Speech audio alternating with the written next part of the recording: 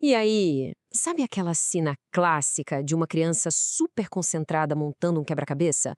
Pois é, por trás daquela concentração toda tem muita coisa acontecendo no cérebro dela. Hoje, a gente vai mergulhar de cabeça nesse universo para entender direitinho como um simples jogo de encaixar peças vira a base do pensamento lógico. E essa é a grande questão, né? Como é que um jogo, uma coisa que é para ser divertida, consegue destravar uma habilidade tão importante como o raciocínio lógico? Parece mágica, mas não é. Vamos desvendar esse mistério juntos. Bom, para começar, vamos deixar uma coisa bem clara. Quebra-cabeça não é só um passatempo para distrair a criançada, é muito mais que isso.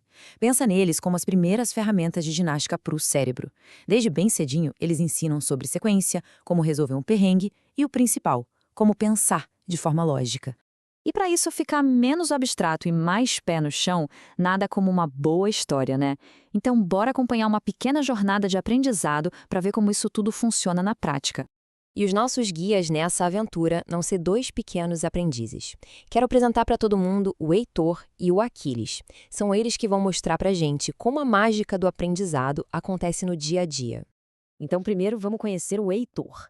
O Heitor é aquele tipo de criança cheia de energia, sabe? Super curioso, adora um desafio e tá sempre pronto para botar a mão na massa e ver no que dá. Agora, do outro lado, a gente tem o Aquiles.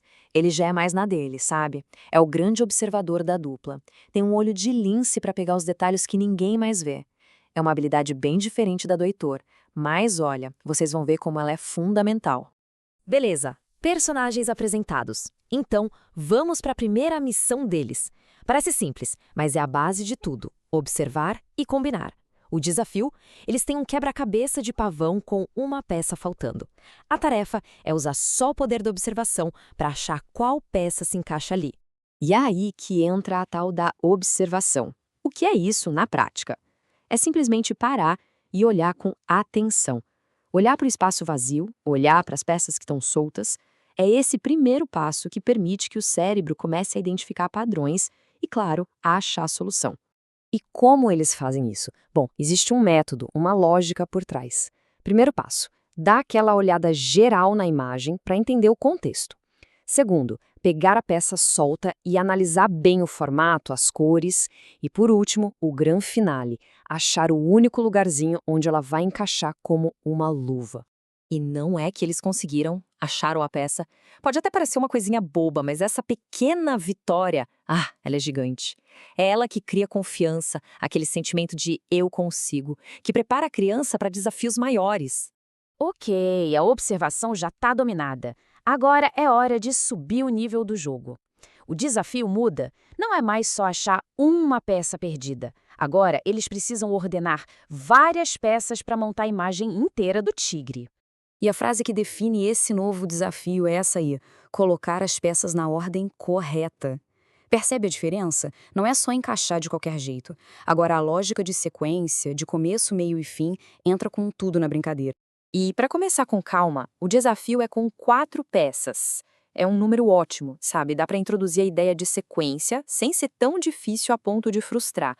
E, de novo, tem um método para isso. Primeiro, a imagem final funciona como um mapa, um guia. Com base nela, o segundo passo é colocar as pecinhas em fila, na ordem certinha. E, por fim, é só montar a figura completa. É um processo que funciona para 4, 6, 10 peças. A dificuldade só vai aumentando aos pouquinhos. E o resultado? Tá aí. Sucesso, o tigre está completo. É a prova viva de que seguir uma sequência lógica de passos leva direto ao resultado que a gente quer. Muito legal ver o Heitor e o Aquiles em ação, né? Mas e aí? O que está por trás de tudo isso? Além da brincadeira, que habilidades eles estão de fato construindo sem nem se dar conta? É aqui que a mágica acontece de verdade. Cada pecinha que eles encaixam está, na verdade, trabalhando um monte de coisa. O raciocínio lógico para planejar os movimentos, a resolução de problemas quando uma peça não encaixa, o pensamento sequencial, claro, e também o foco, a atenção, a percepção espacial para entender os formatos. É um pacote completo. Então, no final das contas, a grande lição é essa. Não importa se o desenho é de um pavão ou de um tigre. Cada peça do jogo é, na verdade, uma pecinha que ajuda a construir a mente, deixando ela mais forte, mais lógica e mais preparada para o que vier pela frente. E para a gente fechar, fica aqui uma provocação para pensar um pouco. Se um quebra-cabeça faz tudo isso, que outros jogos de infância, desses que parecem super simples, são, na verdade, ferramentas de aprendizado super poderosas. Vale a pena olhar com mais atenção para as brincadeiras, né? Fica aí a reflexão.